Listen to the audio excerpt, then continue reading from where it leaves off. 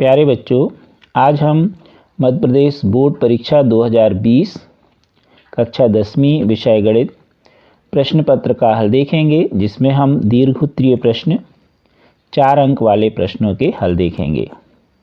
अभी तक आपने हमारे चैनल को सब्सक्राइब नहीं किया है तो कर लीजिए। गणित हम आपको सरल भाषा में समझा रहे हैं। प्रश्न 19, 1.5 मीटर लंबा एक प्रेक्षक एक चिमनी से 28.5 मीटर की दूरी पर है। उसकी आँखों से चिमनी के शिखर का उन्नयन कोण 45 अंश है। चिमनी की ऊंचाई ज्ञात कीजिए। तो यहाँ पर हमने एक चित्र बनाया है। इस चित्र में PQ एक प्रेक्षक है, Q पर उसकी आँख है, जिस पर कोण बन रहा है उन्नयन 45 अंश। और यहाँ पर AC चिमनी है, जिसकी हमें ऊंचाई निकालना है। C जमीन वाला भाग होगा और यहाँ पर प्रेक्षक का P वाला भाग जमीन यानी जमीन पर वह खड़ा है।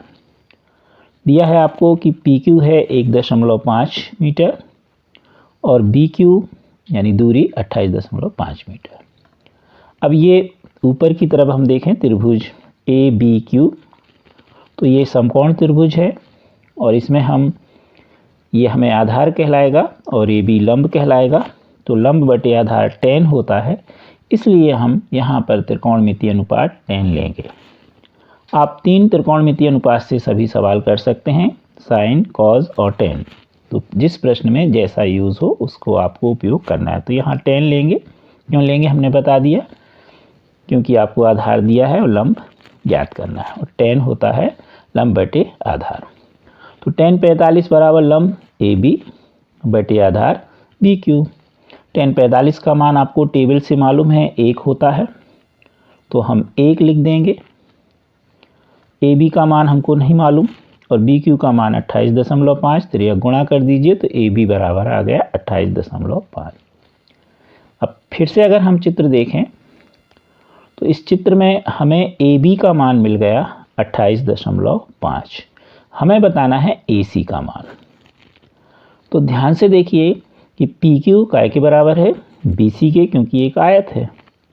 तो अगर हम AB में BC को जोड़ दें तो हमें चिमनी की कुल लंबाई मिल जाएगी।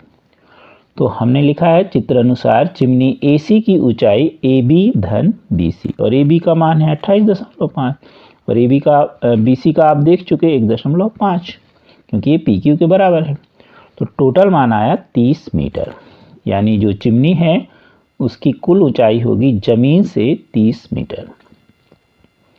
अथवा सर्कस का एक कलाकार एक 20 मीटर लंबी डोरी पर चढ़ रहा है, जो अच्छी तरह से तनी हुई है और भूमि से सीधे लगे खंबे के शिखर से बंधी है। यदि भूमि के साथ डोर द्वारा बनाया गया कोण 30 अंश है तो खंबे की ऊंचाई ज्ञात कीजिए। तो यहाँ पर हमने चित्र बनाया है। मान लीजिए कि AB खंबा है और AC डोर है और उन्नयन कोण आपको दिया गया है 30 अंश। अब इस डोर पर वह सर्कस वाला चढ़ता है। तो ध्यान से देखिए, इस बार हमको यह समकोण त्रिभुज में कर्ण दिया है और हमें खंबे की ऊंचाई यानी लंब ज्ञात करना है। तो कर्ण और लंब में क्या संबंध होता है, तो आप जानते हैं साइन थीटा बराबर लंब बटे कर्ण। तो हम यहाँ पर इस साइन का त्रिकोणमितीय अनुपात का प्रयोग करेंगे। हमें दिया है AC बराबर 20 मीटर, साइन 30 बराबर AB बटे AC लंब बटे कर्ण। अब साइन 30 का मान 1/2 होता है। AB का मान हमको नहीं दिया और AC का कितना दिया है 20। अब आप तिर्यक गुणा कर दीजिए, तो 2 गुणे AB बराबर 20 या AB बराबर 20/2 या AB बराबर 10, यानी खंबे की ऊंचाई आपको AB कितनी मिल गई 10 मीटर। अगला प्रश्न है 20वां। हमको दिया गया है, ये सभी प्रश्न 4 अंक के हैं, लिखे हुए हैं। लंबाई 6 मीटर वाले एक ऊर्ध्वाकार स्तंभ की भूमि पर छाया है 4 मीटर, जबकि उसी समय एक मीनार की छाया की लंबाई 28 मीटर। तो मीनार की ऊंचाई ज्ञात कीजिए। तो ऐसे स्थिति में समरूप त्रिभुज बनते हैं। जब भी सूर्य का उन्नयन कोण एक सा हो और 2 ऊर्ध्वाधर वस्तुएं हों छोटी बड़ी, तो उनकी ऊंचाई और छाया में अनुपात निकाल दीजिए तो आपको ऐसे प्रश्नों के उत्तर मिल जाते हैं, क्योंकि ऐसे स्थिति में जो त्रिभुज बनते हैं समकोण त्रिभुज बनते हैं और वह समरूप होते हैं। तो यहाँ पर हम मान लें कि ए बी स्तंभ है और बी सी उसकी छाया। इसी तरह यहाँ पर पी क्यू जो है वह मीनार है और क्यू आर छाया। अब प्रश्न में दिया है स्तंभ की ऊंचाई 6 मीटर और छाया 4 मीटर। मीनार की छाया दी है 28 मीटर और पी क्यू हमको नहीं दिया गया।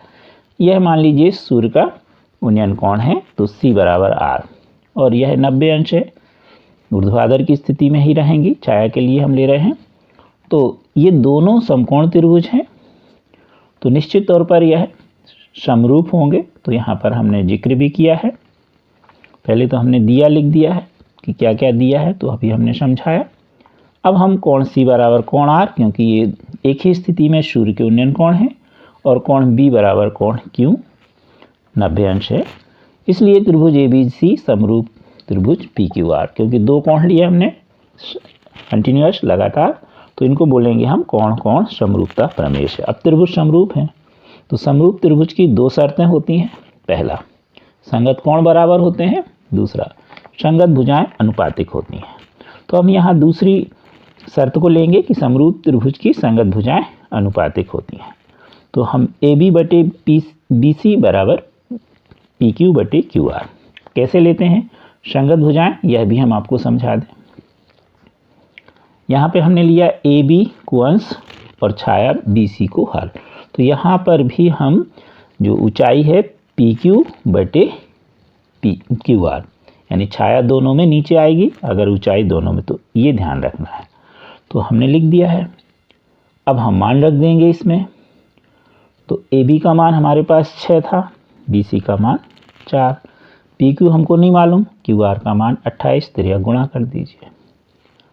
अब 4 का पक्षांतर कर दीजिए, तो PQ बराबर 6 गुणे 28 बटे 4 काट दीजिए, तो PQ बराबर आया 42, यानी मीनार की ऊंचाई PQ बराबर होगी 42 मीटर। अब हम इसका अथवा देखें। समबाहु त्रिभुज की भुजा 2a है, प्रत्येक शीर्ष लंब की लंबाई ज्ञात कीजिए। समबाहु त्रिभुज की प्रत्येक भुजा भी बराबर होती है और प्रत्येक शीर्ष लंब भी बराबर होता है। यहाँ हम एक शीर्ष लंब निकाल देंगे AD।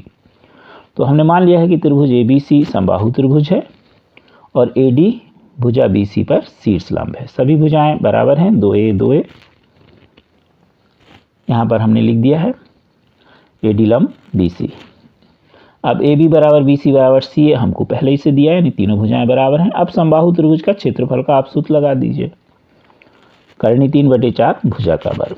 तो हम लिखेंगे करनी 3/4, भुजा हमारी है 2a, तो 2a गुणे 2a। अब हम क्या करेंगे, 2 से 2 यहाँ पर देखिए 4 हो जाएगा और 4 से कट जाएंगे, तो इस तरह आप काट दीजिए, किसी भी तरह से जैसा आप काटना हो। तो आपको क्षेत्रफल मिला करनी 3 गुणे a गुणे a। अभी हम गुणा नहीं कर रहे क्योंकि कट जाएंगे आगे जाके। अभी हमने समबाहु त्रिभुज का सीधे क्षेत्रफल का सूत्र लगाया। अब हम किसी त्रिभुज का क्षेत्रफल जानते हैं कि 1/2 आधार गुणे ऊंचाई होता है।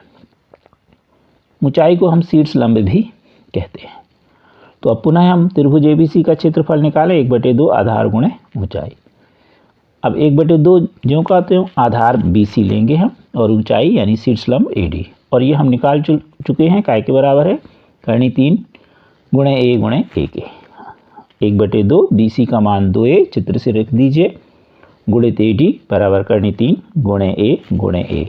2 से 2 कट जाएगा, a का पक्षांतर होगा, a बटे में आ जाएगा, a से a कट जाएगा, तो हमारे पास AD बराबर आएगा a करनी 3, यानी प्रत्येक शीर्ष लंब की जो लंबाई है वह कितनी है, a करनी 3। प्रश्न 21 देखें।